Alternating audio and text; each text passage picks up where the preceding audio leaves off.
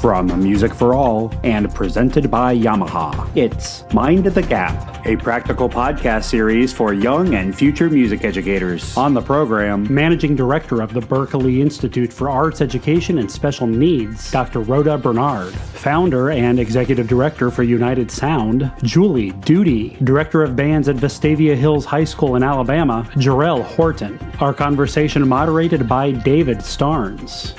Please welcome David Starnes. Good evening, everyone. My name is David Starnes. I serve as an education consultant for Music for All, and I'm also the director of orchestras at Kennesaw Mountain High School in the Cobb County School District. Facebook Live, we welcome you tonight to our monthly podcast series. This is season 2 of Mind the Gap, and we're thrilled that you're joining us tonight for something that I know is going to be an inspiration to you as well as an education for all of us. Tonight's session is entitled Together We're Better, and it's a subtitle, Inclusive Music Education that builds relationships. And we have 3 phenomenal panelists with us tonight. I'm just thrilled to death that we were able to secure them for this, and I know that you'll be inspired and, like I said, educated as well. So without further ado, I'd like to introduce Julie Duty and Rhoda Bernard. And it says David Starnes, but I know that's Jerell Horton down there in the lower right-hand screen. So a little technical glitch there, but thank you all 3 for joining us tonight. And Rhoda, I'm going to start with you. If you would just give us a brief introduction of who you are, what you do, and maybe a little bit about yourself for our audience. Thank you for joining us tonight. It's my great pleasure, David. Thank you. I'm delighted to be here. My name is Dr. Rhoda Bernard, and I'm coming to you from Boston, Massachusetts. I work at Berklee College of Music, where I founded and direct an institute called the Berklee Institute for Arts Education and Special Needs. We are dedicated to increasing participation in all aspects of visual and performing arts education by people with disabilities of all ages. And we do that through 3 main things. We have direct service programs where about 300 individuals with disabilities ages 3 to 93 take classes in music, dance, and musical theater in a wide range of programs. We offer graduate programs and courses to train the next generation of music educators and how to reach every student. And we do a lot of professional development in the field. We're really dedicated, as I said, to breaking down those barriers. And we are very fortunate. I'm going to give you a segue because one of our strategic partners from way back is United Sound. And I am really thrilled to pass the virtual microphone to Julie Duty. Thanks so much, Rhoda. What a great segue. I didn't even have to do that. So, Julie Duty, thank you for being with us tonight. Thank you. You want to tell us a little bit about yourself and maybe what you represent as far as your organization? I'm the founder and executive director of United Sound. We got started in 2014, and our mission is to remove barriers and foster social change through music. We do that mostly through a peer mentoring program where we pair instrumental music students at the junior high, high school, and college level with like-age peers, either from the community or from their schools, to learn to play instruments together and then to have awesome performances, of which we get to do a ton of them with Music for All. Awesome. Well, thank you so much for being with us tonight. Oh, wait, I can do the segue. And one of our most amazing chapters is run by the Jerell Horton. What a great segue. For those of you that are fans of Music for All or have ever been to our summer camp, or anything that Music for All does, you know that Jerell Horton is a mainstay in all of our programming. He's been on the Tournament of Roses staff. He will be for the upcoming year as well. And gosh, we're just so thrilled to have you on this tonight, Jerell. Thank you, David and Julie. And it's so nice to kind of meet you, Dr. Bernard. I'm so excited about this conversation.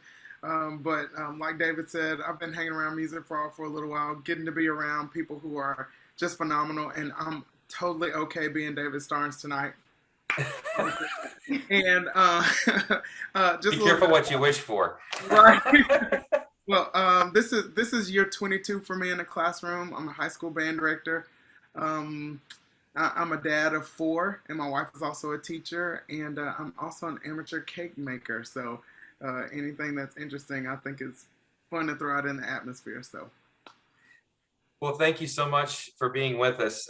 This is year 33 for me as a teacher, and having taught at the elementary, middle, high school, and collegiate levels, I would say that special needs music education is a thing that maybe stops at certain grade levels, but it doesn't. It is a lifelong commitment to the education of it. And I love what we're doing tonight to bring to the forefront of what's happening in America right now, around the world, really, in some programming to make sure that we take care of those people that sometimes get forgotten. And boy, the experiences that Julie and Rhoda and Jerell have given people are unbelievable. And I want to make sure that we give you the opportunity to hear about that. So Rhoda, I'm going to start with you tonight because I know we probably have a lot of teachers on here.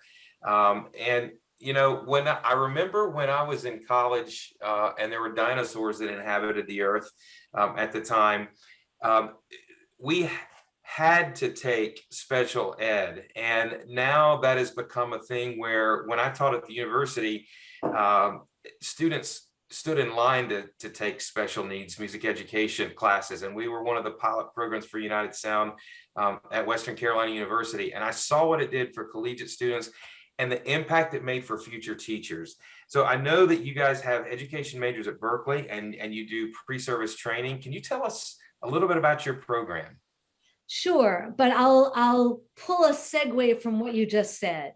So music teacher training has been quite similar for a long time. And it's only in very recent years that there's been an increase in making music teacher training more relevant to who today's and tomorrow's students are. So it used to be, and I was also in school when dinosaurs roamed the earth. So we can compare notes later. But it used to be that pre-service music educators might take a course, often at the School of Education, not even in their School of Music, about students with disabilities, and it would be a whole lot of alphabet soup and legal history. And then, of course, and now, new music teachers would get into the field and encounter students with a wide range of strengths and learning schemes and challenges, whether they are diagnosed or not, and they're not prepared to teach those students. So that's one of the reasons that we do the work that we do at Berklee. So I created 2 graduate programs that focus specifically on music education for students with disabilities, a master's degree and a graduate certificate. Their academic focus is on autism spectrum disorder, but all of the disability diagnoses and populations are covered. And these are programs that have practical experience and work with pedagogy. So yeah, you take the one class with the alphabet soup, but it's really about what do you do in the classroom? Teaching people how to use universal design for learning, what differentiated instruction really is and how it can look in the music classroom, and how to think outside of the box for music teaching and learning. We have models that go back hundreds of years, but they are old boxes that don't fit today's students. So we do that at Berklee in my graduate programs. The undergraduate music education students also take a course with me. And I also teach courses for freshmen as part of their common freshman experience, where students of all majors study neurodiversity and working with neurodivergent individuals with me. And we found that this coursework really allows students to develop tools that they otherwise wouldn't have. And here's the thing, the tools that you develop in this kind of pedagogy are great teaching in every situation. We use the phrase, and I can't take credit for it. It's actually from a mentor of mine. Good Teaching on Steroids. Because really what it's about is we all know what good teaching looks like. And for our students with disabilities or diagnoses or who learn differently or have different supports that they need, it's about taking these good teaching elements and deepening them, personalizing them, pulling them apart, making them more individually relevant, what we call steroidifying them, we coined the term. And this is something that students can learn even as we've seen with United Sound as high schoolers. What I love about United Sound is that the way these peer mentoring relationships work, the students who are mentors, whether they are college students, and we have a collegiate United Sound chapter at Berklee as well, whether they are college students or high schoolers, they are thinking about teaching and learning in a different way. For some of them, in ways they never even imagined themselves as teachers, and yet they step into that role beautifully. I'll never forget one of the first videos that Julie ever showed me of a United Sound chapter where a high school student was using teaching techniques that take many folks years to study just by her instincts. And it's that relationship and that opportunity that United Sound really promotes and that we try to promote in our teacher training work. Well, and it's so true and evident. I know you've seen it, in your work, and I saw it in the university. I had students actually changing their major from music education to special needs education or students with disability education. They would spend 2 months in United Sound and go, I'm in the wrong field. I don't want to teach music. I want to teach those students. And it really opened their eyes. I think the thing that was the biggest thing for me is when I was in school, it was you had to do that. And now it has become so forefront that it's right in front of students. They experience it and it hits them in the heart. And I just applaud you that you're so passionate about what you're doing with that at Berklee. Because I know Berklee is a myriad of students. I mean, you get the performance aspect, now you got the education aspect, but this is major that it's so impactful there.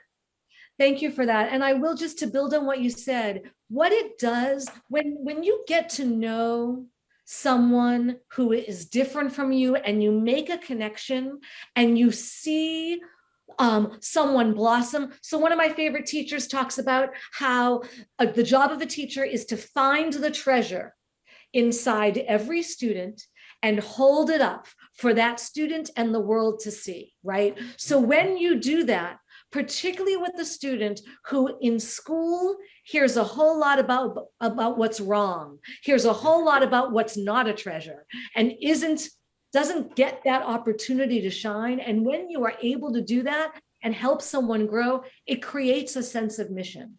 So the people who come to us for our graduate programs have experienced that and want to dedicate their lives to that. And what United Sound does is light that fire in people in high school, which is really remarkable.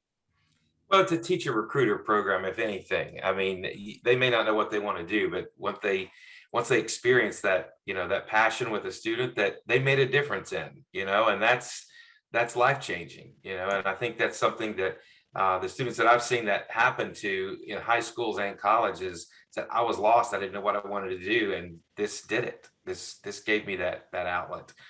What about for the teachers that are on tonight, Rhoda, that are already in the teaching field? Maybe they've taught 10 years or so, and how can they continue to learn and grow from what it is they're doing? Really glad you asked me that question. So we do a lot of professional development in various forms, and there are things that are free that you could do right now. So on our website, do I have the opportunity to write something in a chat somewhere? You can put it in the chat. Yes, you can. So if you go to our website, which is here, and you look for, you go to the professional development section, you'll find a lot of things. One thing you'll find is our digital learning series, which is a continually growing library of free video recorded presentations by incredible presenters who share hands-on workshops with you in this work.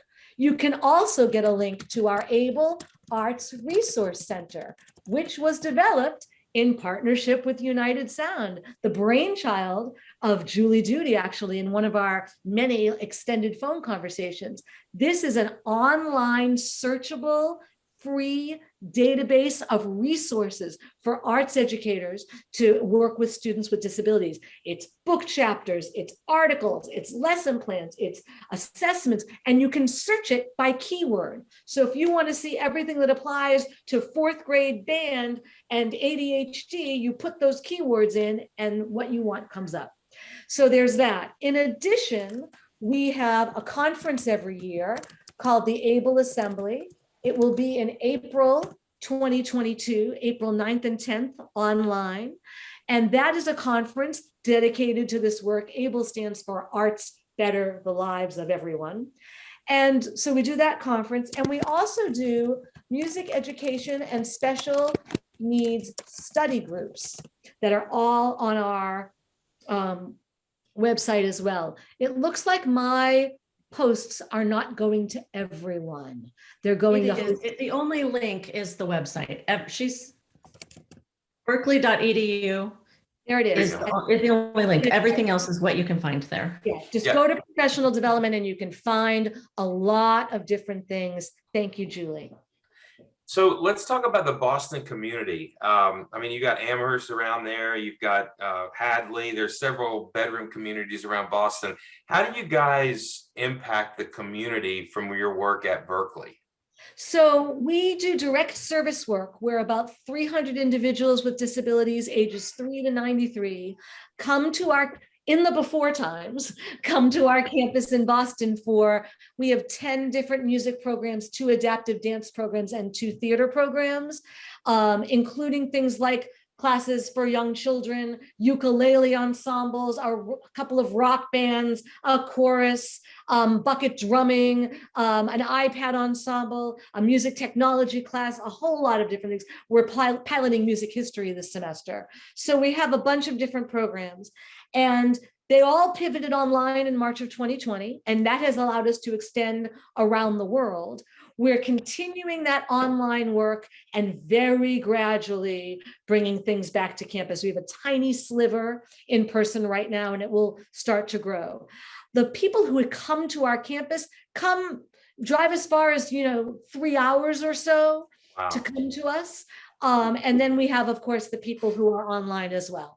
So that's one way that we impact the community. We also impact the community through giving workshops for educators, administrators, organizations. We'll go out into different school districts and work with educators. So that's another community connection. Awesome. Well, thank you for all that information, Rhoda.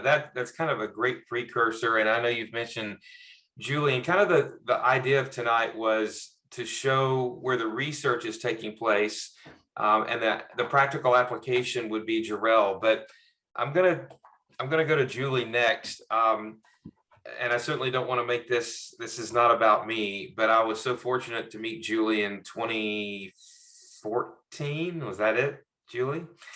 Yeah. And we were at a meeting and having dinner, and she pitched this idea to me about special needs music education. And it literally took my breath away. And I said, I want to be a part of that because I had a little girl, April, when I was teaching high school. I have to revise the history because I wasn't even talking to David Starnes. I was talking to someone else. That's and correct. You were involved in a different conversation, but like had happened. You were so excited about it, and we hadn't been introduced yet. You turned and said, how can I help?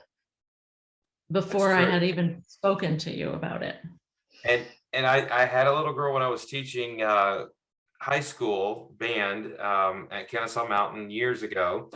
And I remember April, and April made an impact on me, a little alto sax young lady with disability. And it was every day walking in with her writing something on my whiteboard. I love you, Mr. Starnes. Thank you for the music, Mr. Starnes. I'll never forget you, Mr. Starnes. And I was like, that little girl has a gift inside her. It's the treasure that Rhoda just talked about. And I have never felt like that. It's the same feeling you have, teachers, with your first chair all-state student, but this is your first chair heart student that just hits you at the core. So when Julie was talking about this, I said, I want to be involved. And that's when I became involved with United Sound and have watched her grow this thing from an idea to a national/international organization. And she's wonderful. And I'm going to turn it over to her, but I'd love for you to just talk about what's your past and how did your past influence you along this path? I was a middle school and high school band director, and I like bands. I think the music class for me as a kid and as a high school student was like the only safe place. That's where my friends were. It's where I could take the costume of the cool teen, said with air quotes even then. But where you could go and like be your real self, and your real friends were there. And the music education is so much about music, but everything else, right? Building us into whole human beings. So I was band director, and after I'd gotten my feet wet a couple of years, I said to my middle school principal, hey, we're missing some people. Anybody who wants to can sign up for band. And she said, great. But I was also a really enthusiastic recruiter. So I saw about 320 kids a day by myself. I didn't have an assistant at this time. And so the next fall I showed up, and there were 3 kids with autism, 3 aides on their phones. 2 of them were nonverbal. And I was like, oh, I forgot to mention this part. They were registered for 7th grade band with 92 other people. So it was me Perfect. And 92 kids. Perfect. Which, is just bound for success. That ratio seems fair. Mm-hmm. And so I went to her and I was like, I'm into this. Like, I'm all about it, but I have no idea what to do. So somebody's going to need to teach me some things. I need some more hands on deck, right? So I need somebody to help. And I need some resources, because this, stuff that we're playing, and these kids are in their 3rd year of band, it isn't going to work. And she said, well, there's no one to help, but here's an open PO, buy anything you want. And at the time, and this was, a long time ago, but there was nothing. I mean, there were lots of research, lots of textbooks, lots of things that I could read that made me feel like I had to now recreate the entire wheel from scratch for these 3 kids and also for everyone else. And I just was overwhelmed. So, the truth is that those kids had a pad on the drum and they made noise while we played. And I felt horrible about that. And I said to her, and she was like, in the room's better than out of the room. And I'm like, now 20 years later, I have the words to say that inclusion is not place, right? There's not a place of inclusion. That was not inclusion. They were in the room. That was it. But I did the best I could, and we had a wonderful year, and we actually learned as a whole group, all of us, so much from those 3 young men, and had a really great time. But it changed me, and so I continued along those same lines for the next couple of years, and then I didn't teach anymore. So when I stopped teaching, I immediately was like, oh, I can, now that I have some time on my hands, I can create this. So I actually planned all of this out in 2006, and then had a moment of clarity to know that I had a bunch of really short people that lived at my house. So put it on the back burner and waited a couple of years until 2014, which was a better time for me. But that's what United Sound does. So we provide teacher training, teacher partnership with the special education department, to give you all of that stuff, the real stuff that you didn't learn. There are some special places like Berklee, and I can name a few others, that are doing a wonderful job of training their pre-service music educators to know how to teach every child.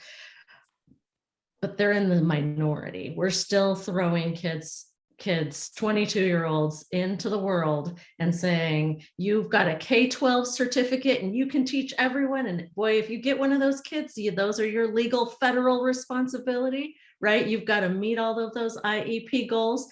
And you're just like, what? So it's to provide all of that training and to help you feel comfortable in a really like bite-sized way, so we can make it easy, and do that by partnering you with somebody who does know, which is the special education teacher at your school, because they don't know what you know and you don't know what they know, and you don't have to know what each other knows. Jerell will talk more about this, I think. I can't put more teachers in a classroom, right? We don't have the funding to do that, but we do that by creating peer mentors out of the music students. And we have peer mentors that are as young as 6th grade who are phenomenal.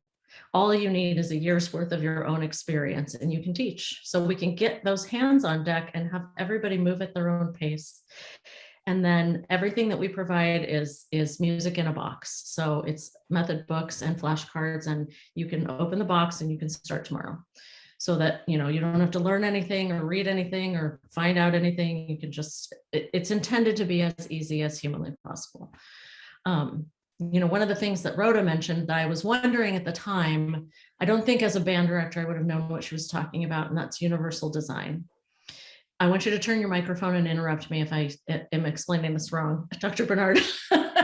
But if you just think about it very simply, in that if there are stairs going up into a building, right? Someone who can walk up the stairs can walk up the stairs. If there's also a ramp, someone in a wheelchair can roll up the ramp, right? Or someone who's not able to walk up the stairs. We can all walk up the ramp. So universal design doesn't mean building a bunch of ramps. It means building only the ramps, so that you can make it easier on yourself by not having to make special rules and special things for each individual person, by looking at what you're doing and how you're teaching and going, how do I fix this for everyone? That's the thing about universal design, is that it benefits the child that it's created for, but it also benefits everybody else. And so we can start to back up and go, okay, well, where are the ramps that I could install so that I'm not having to make so many individual accommodations? And by accident, you'll sweep up a whole bunch of other kids that were holding on by their fingernails. She said this too, diagnosed or not diagnosed, right? Yeah, Jerell. Anyway, so, our goal is to just get into as many places where music is being made, whether it's, a community orchestra, adult community bands, junior high, college bands, orchestras, always instrumental music is what we focus on. This works wonderfully in choir, but they're already doing it. It's the instrument, I think, that's the real problem, where we just go, once we hand out those clarinets, it's like, I'm sorry, you're left out. So that's what our focus is. Not that, all music isn't wonderful. It's just because I see this as the biggest problem. To just get into a place and say, at each individual school, with each group of people, how do we make this easier for you? How can you make a truly inclusive environment? And what we provide is kind of like a buffet. I would say at this point, 80–90% of people have realized that if you take everything from the buffet, it works great, but we don't care. So if we can go in and you're like, I just need this one little, this donut will be perfect for me, that's great. Whatever we can do to help make it easier for you, because I've been there. You've been there, David. Jerell's there now. Like, we have a lot of kids if we're doing our jobs right. You can't add you can't add anything. So what we ask of our teachers is 1 hour a week, 15 minutes to get ready and 45 minutes to do the program. And if it takes you longer than that, it's because you're doing it wrong. And you should call and have a conversation, and we'll help you make it easier. So it's bite-sized. It's something, can we help you to just open the door to just a couple of kids? and make a huge impact in their life. And if we can do that at every single school, then we've changed the game for everyone.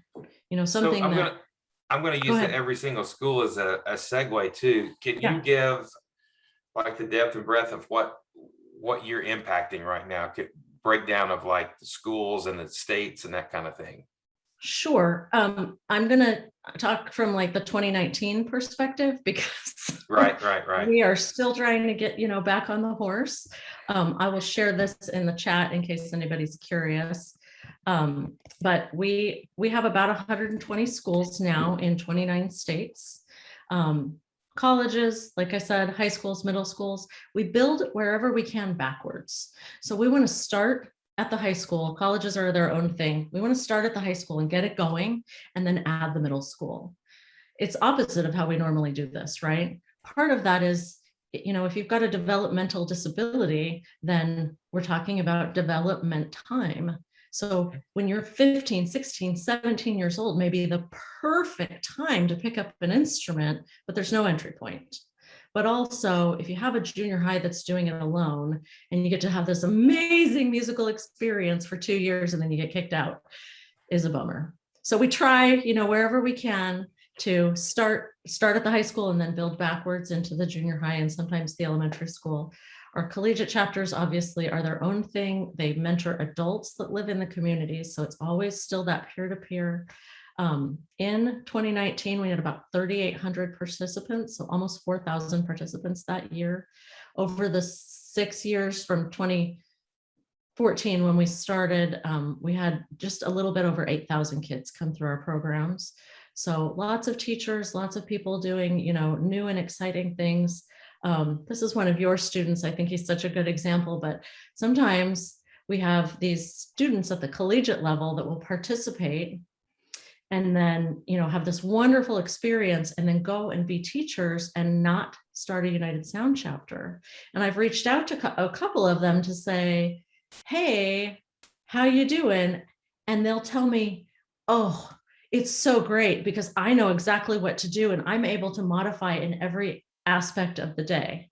That's the dream, right? The dream is that United Sound is not necessary.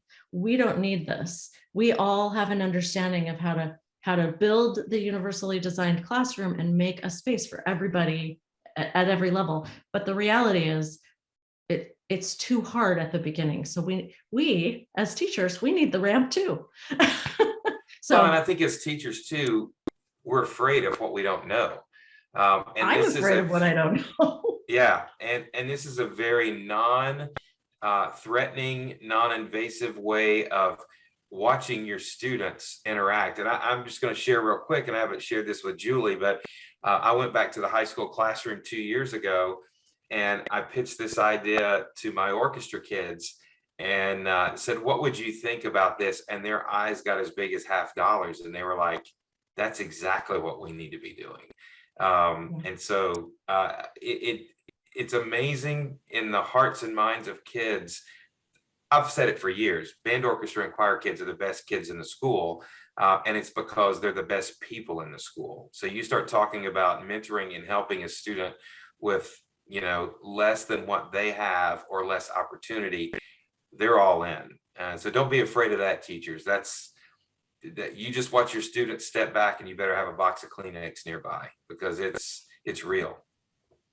And we've all seen You'll it. hear, I want Jerell to talk about the relationship and how you don't have to know everything.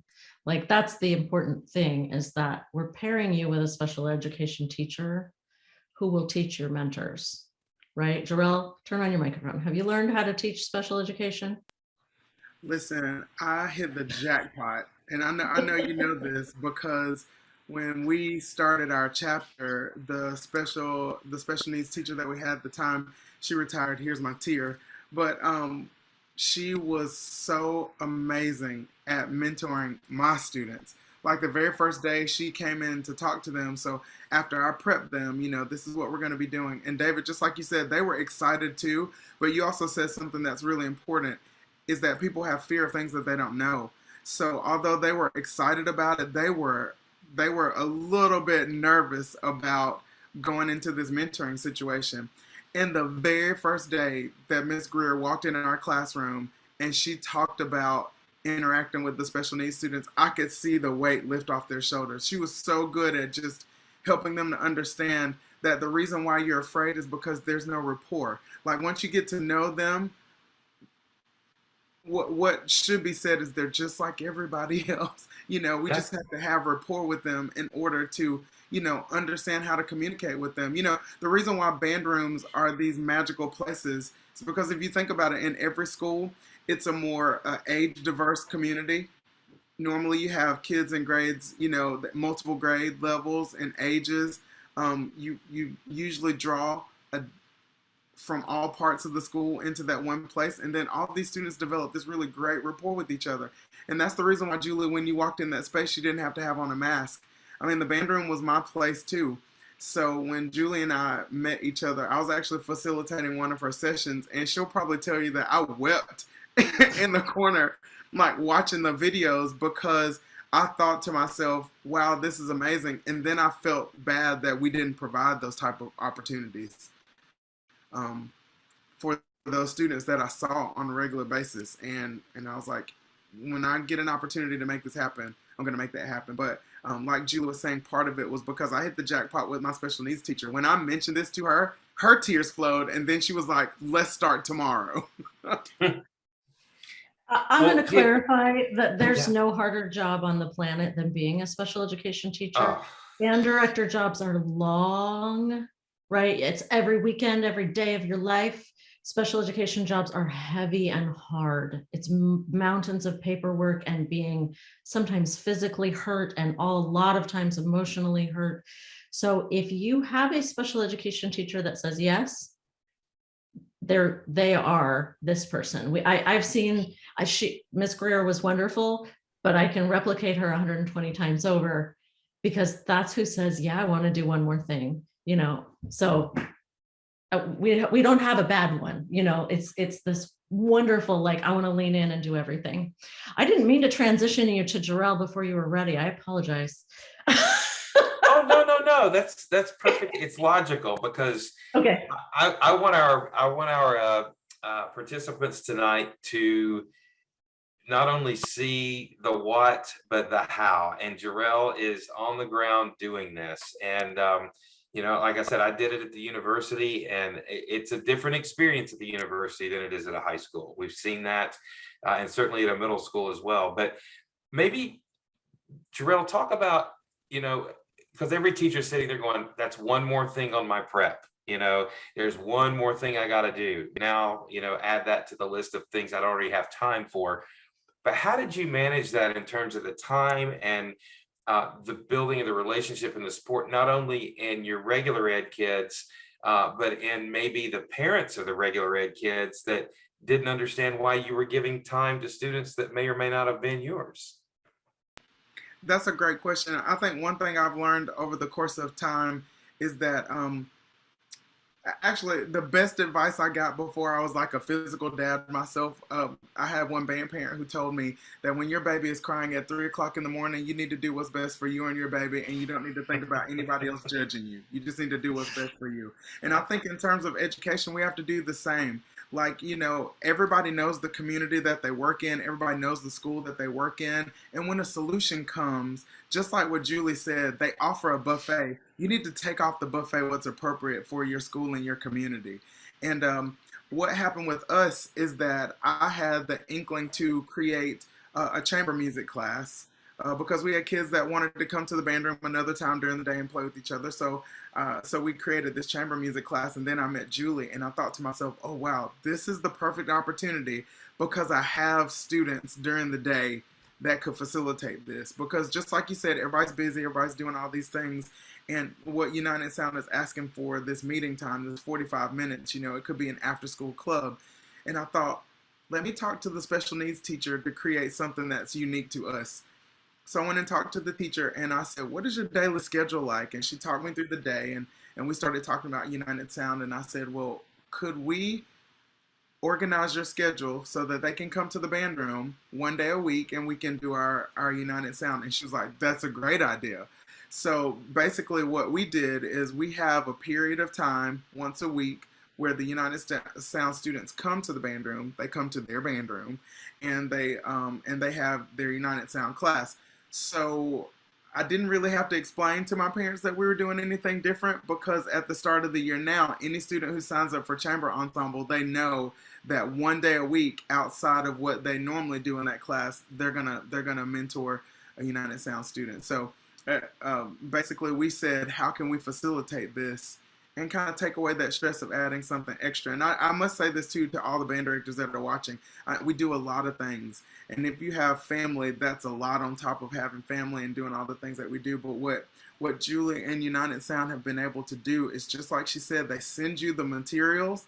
You sit down with the special needs teacher. The special needs teacher will help the mentors understand what's happening, and then they just get to work. And it's amazing, like walking through the room and watching the students that you've taught start to mentor the United Sound students, and the processes that they go through, just learning how to communicate, and then learning how to explain like these really complex things like covering all the holes on the clarinet, or how to form a trombone embouchure. You know, they're talking about these really complicated things. And Julie, we've had a nonverbal student and playing the flute, and the first time he actually made a sound on the instrument, everybody went nuts. I mean, it was just crazy. So there's a lot that we feel like we have to produce, but what Julie has been able to do with United Sound is to give you the tools, and it's just super easy.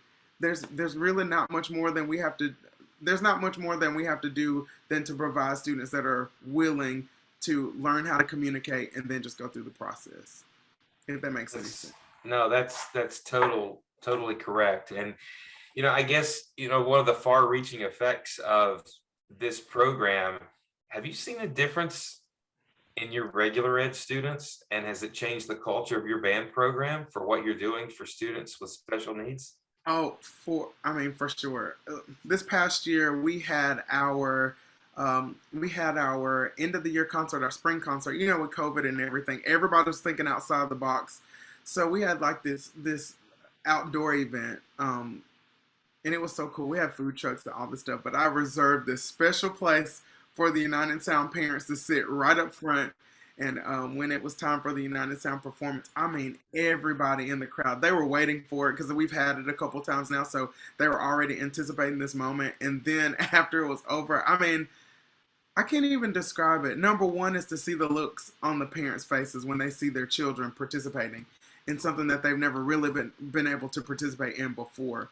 And then seeing them actually do something. I remember Julie and I had an important conversation about the instrument demonstrations, and I see that she dropped it in the box. So when we started our chapter, we did an instrument demonstration just like we would do for any other band student. So I got all the instruments together, and United Sound came to the band room. We set up little stations, and then we went through it to go, what you gonna play, boo? We're gonna try everything, and then whatever you have an inclination towards, we're gonna get it going for you. And I'm making this statement because, just like what Dr. Bernard was talking about before, in our teacher training program, unfortunately, the special needs students end up playing a percussion instrument. We're just gonna put you over here. That was my story. I told that story, right? I don't know what to do. Here's your drum. Right, here's your and drum. We have a lot of kids who choose percussion because hitting things is awesome, right, David Starnes? Mm-hmm. Yes, it is. A very good thing. But a ton who don't. And that's the important part of the authenticity of, what do you want to play? Exactly. What makes your heart play?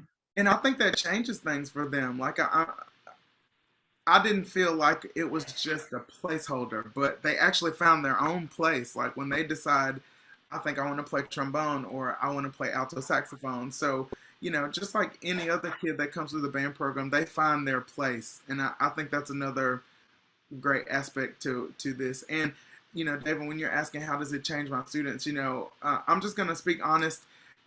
Sometimes in our profession, it's all about that product, and we're all constantly judging the product. And even people who decide to be teachers, I think sometimes the people who are the best teachers are people who really had to teach themselves how to do something.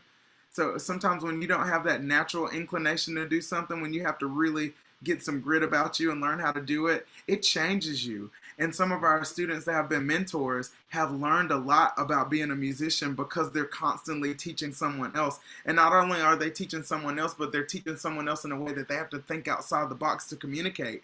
So it's not just as straightforward as just saying, put your finger here or blow with this kind of airspeed. Like, they're constantly having to think of ways to communicate the most effective way they can individually to the student that they talk to. So it's made them better musicians because they've had to think about teaching in a different way, which I think affects the way that they learn as well. And for me, just walking around listening to them talk, it's changed the way I think about things. Well, and I'll never forget this. One of my music education students, when I was at the university, said this to me. They said, if I can reach that student, I feel like I'm using every tool in my toolbox to reach any student that I'll ever need to reach.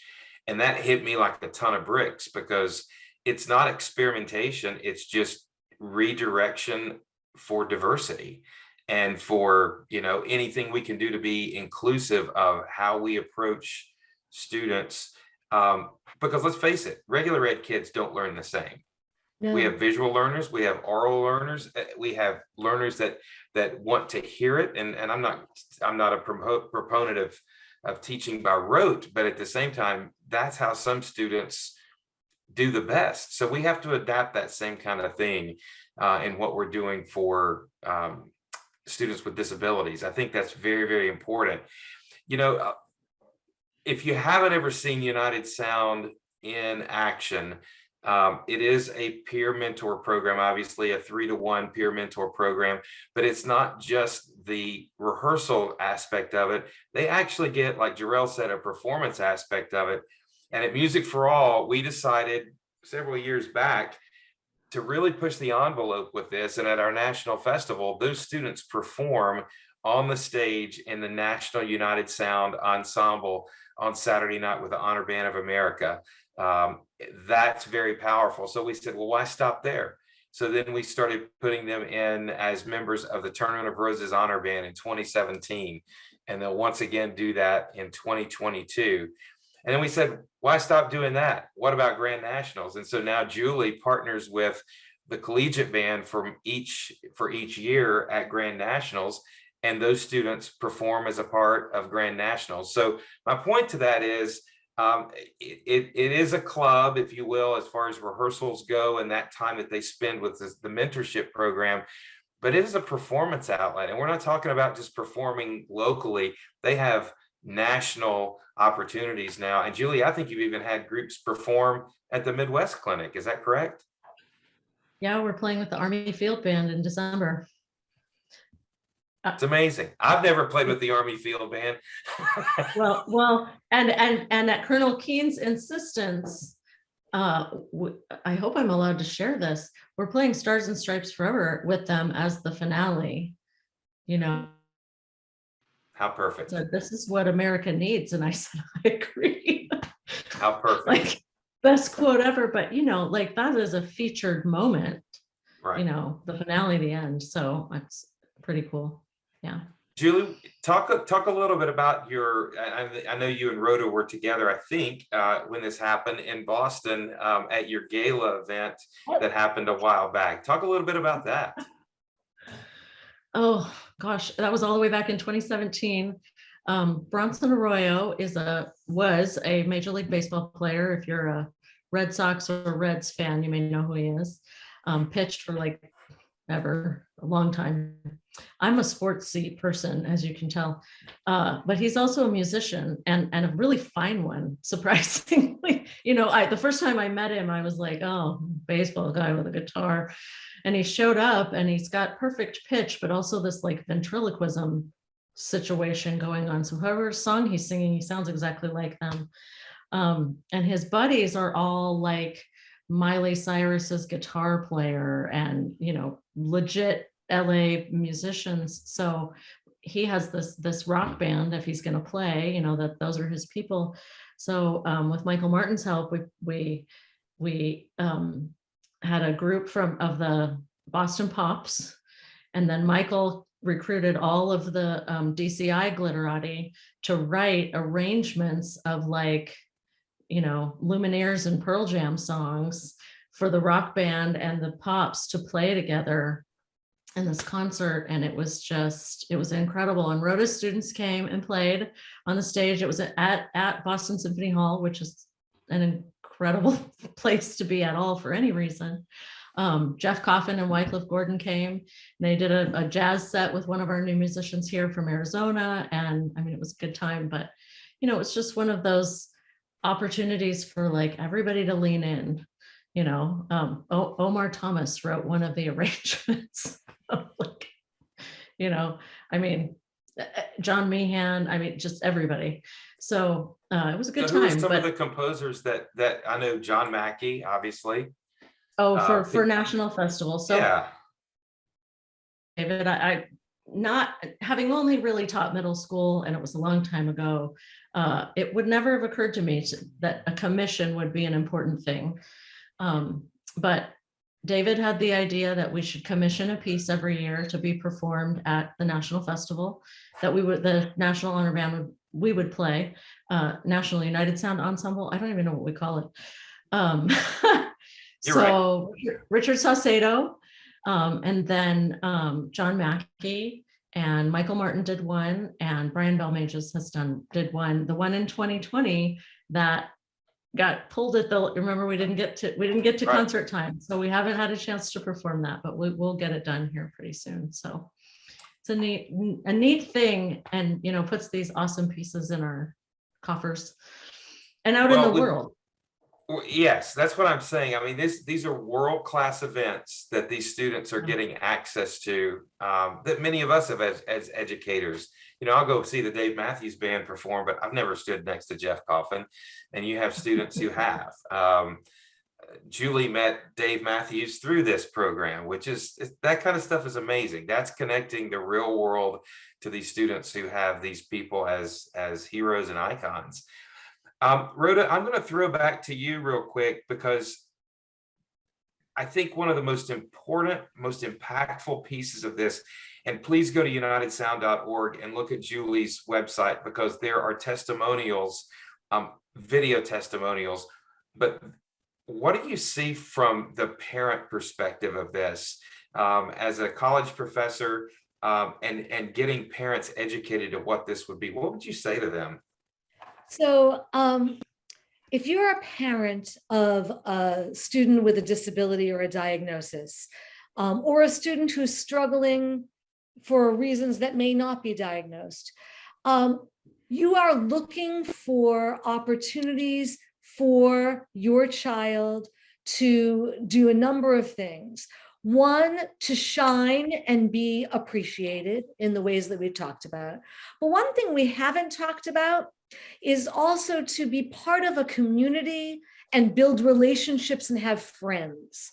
So United Sound, one of the taglines that I love is relationships that resonate, right? So the relationships between the peer mentors and their peer mentees become friendships.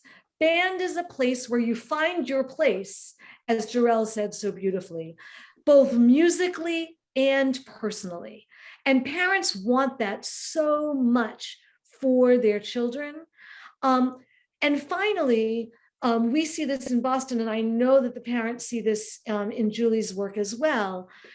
Oftentimes, some of these students may be folks who don't get to do things like the soccer team or the school play.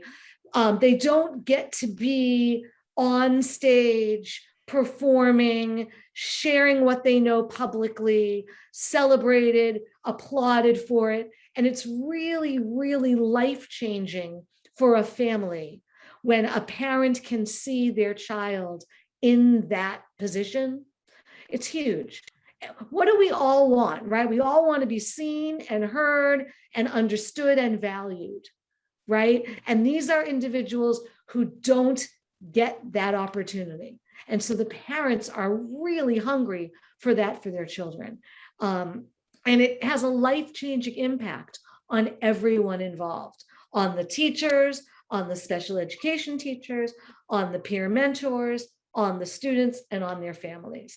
And I know it's had a life-changing impact on Julie and her team as well. Without a doubt, without a doubt. Well, we're coming to the end of this. I want to say a special thank you to Music for All for supporting United Sound and for supporting students with disabilities and programming for that.